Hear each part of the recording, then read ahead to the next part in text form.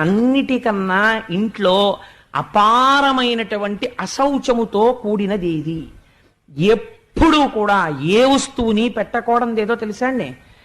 ఎట్టి పరిస్థితులలో దేని మీద కూర్చుని తాగడం కాని తినడం కాని చెయ్యకూడదో, కనీసం దాని మీద పడుకుని మాత్ర కూడా వీలైతే వేసుకోకూడదో ఆ వస్తువునకే మంచమని పేరు. మంచం అనేటటువంటి దాని మీద ఏ పూజనీయమైన వస్తువుని పెట్టకూడదు.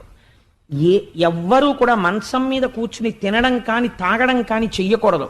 మంచం అనేటటువంటిది అంత అంటే అన్ని వస్తువుల యందు నారాయణుడు ఉన్నాడు, కానీ మంచం అనేటటువంటి దానికి అంత రజోగుణ తమోగుణ పాప సంబంధం ఉంటుంది.